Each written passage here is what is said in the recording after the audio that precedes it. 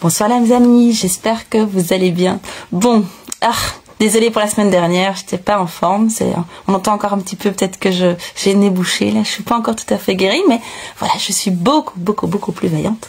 Donc voilà, et heureuse d'être là parmi vous pour cette guidance de la semaine. Donc nous allons commencer par l'oracle du cercle, qui est un oracle que j'ai acheté il y a pas tellement longtemps, en brocante.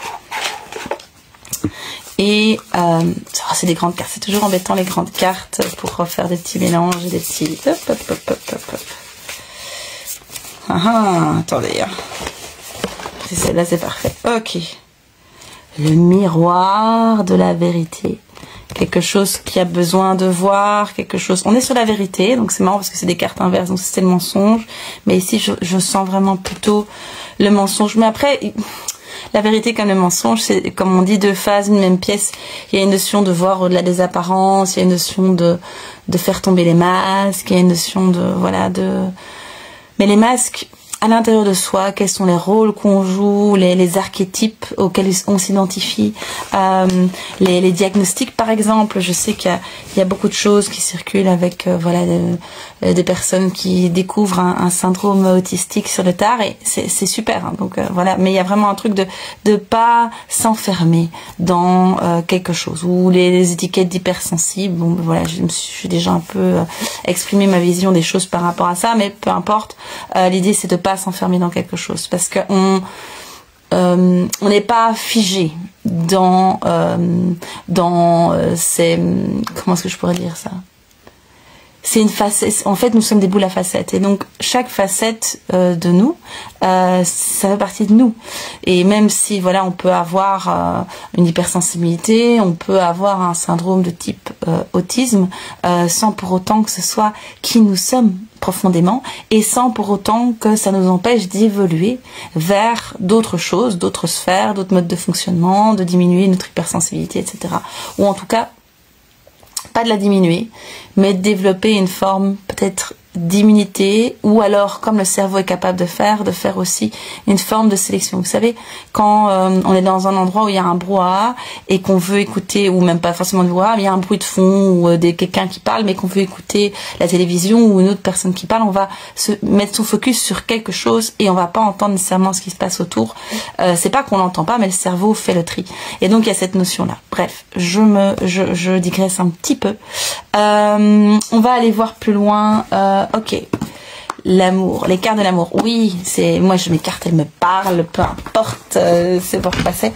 Alors ce qu'il faut savoir, c'est que dans cette notion d'aller voir la vérité, d'aller voir vraiment à l'intérieur de soi quelles sont ces vérités, et de laisser tomber les masses, laisser tomber les rôles, les personnages, finalement c'est dire peu importe tous ces aspects-là, je m'aime profondément tel que je suis, que ce soit à travers des aspects peut-être de mon histoire de vie qui ont été un peu difficiles, que ce soit à travers des parts de moi sur lesquelles je pose un jugement négatif. Un truc typique en développement personnel et en spiritualité, c'est tu es trop dans le mental. Alors c'est super pas chouette comme jugement, on est beaucoup effectivement dans les sphères mentales, mais l'idée c'est ok, si mon super pouvoir c'est mon mental, il y a juste une notion de pouvoir peut-être l'apprivoiser, de pouvoir l'affiner, de pouvoir faire des moments de pause, de pouvoir de choisir, mais c'est un talent aussi le mental.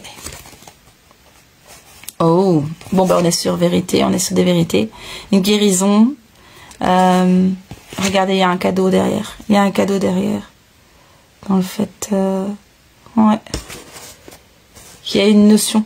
Oui, je sais pas. On me met quand même pas d'intimité. C'est comme si il y a une notion de pouvoir revenir vraiment à soi et de plus être dans la relation.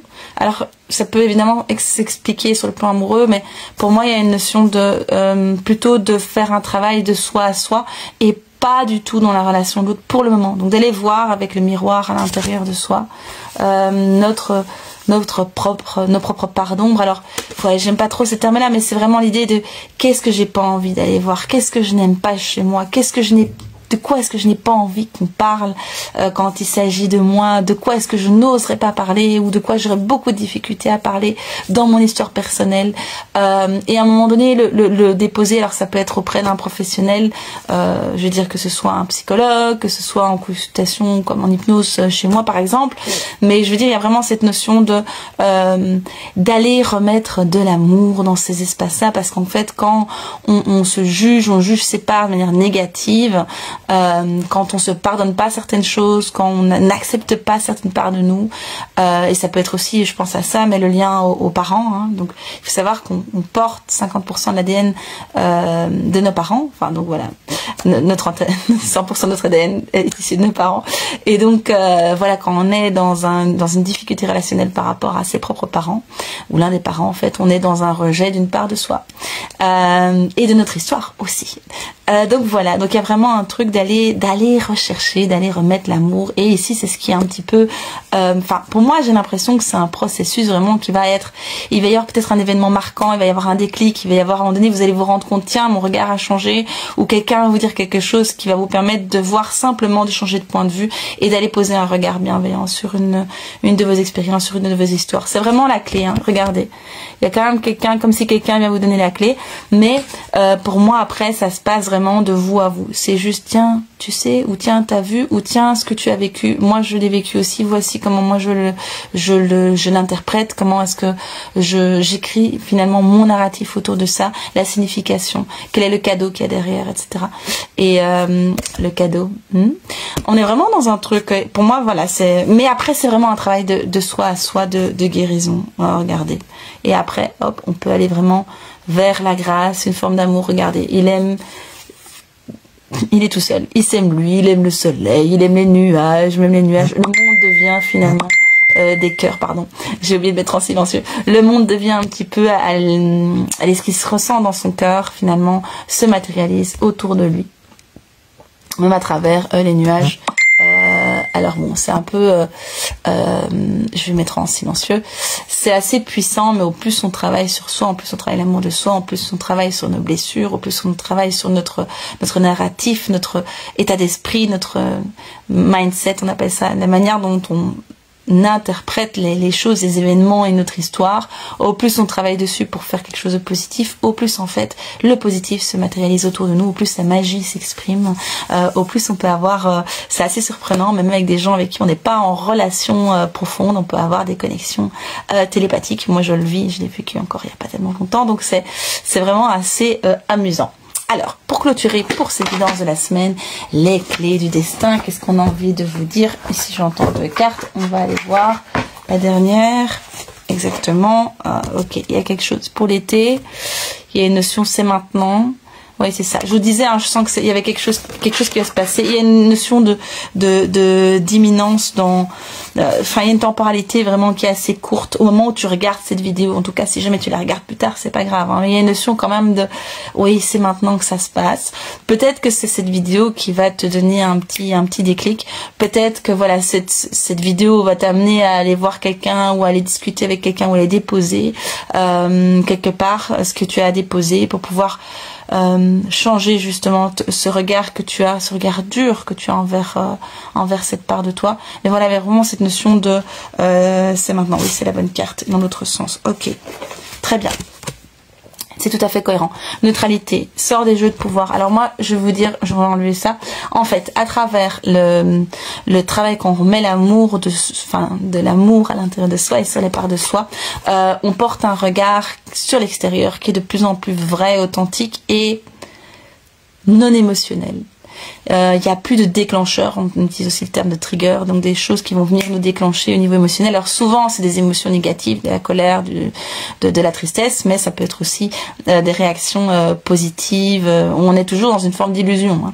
Donc il y a cette notion de, à travers ces blessures, en travaillant sur nos blessures, sur notre histoire, en posant un regard de bienveillance, d'amour là-dessus, on vient redonner de la place un peu à chaque chose, on va aller rechercher, on va aller remettre de l'équilibre un peu partout et surtout à l'intérieur de soi. Je vais parler du père, de la mère, mais ça peut être le féminin, le masculin, ça peut être la petite fille, la femme mûre chez une femme, ou le petit garçon et l'homme mûr chez un homme. Donc il y a vraiment, il y a une notion d'équilibre, mais sur toutes les dans tous les espaces à l'intérieur. Donc quand on remet de l'harmonie, de l'équilibre, de la justesse et de la justice, quand on se pardonne aussi et qu'on pardonne à l'intérieur et à l'extérieur de soi, en fait on arrive à être dans le monde de manière beaucoup plus factuelle, pragmatique et non émotionnel. Et donc ça c'est top parce que ça veut dire que dans la relation, quand quelqu'un me dit, même s'il me dit tu es ceci, en fait je vais aller réfléchir de ok, c'est ce qu'il me dit, ça n'est pas,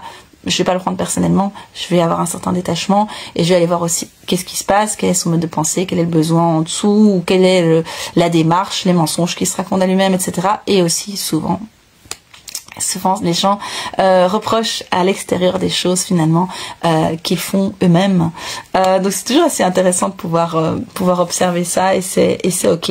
Et le fait de ne pas partir dans l'émotionnel, en fait, on reste vraiment dans son plein pouvoir et dans la maîtrise d'une situation et on est dans un détachement qui nous permet de choisir le positionnement juste qu'on veut avoir.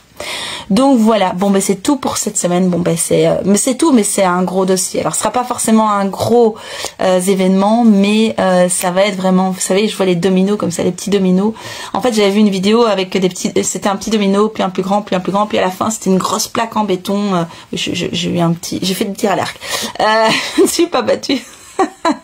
Je me suis battue avec un arc et donc oui, le tout petit, je crois que c'était un petit domino minuscule quoi, et à la fin ça va tomber la grande plaque. Donc même si c'est un petit événement, même si c'est un petit déclic, ici il y a vraiment ce truc c'est un phénomène en cascade, ça va déclencher plein d'autres choses très chouettes, très positives vers justement cette neutralité bienveillante vis-à-vis de vous-même et vis-à-vis de l'extérieur.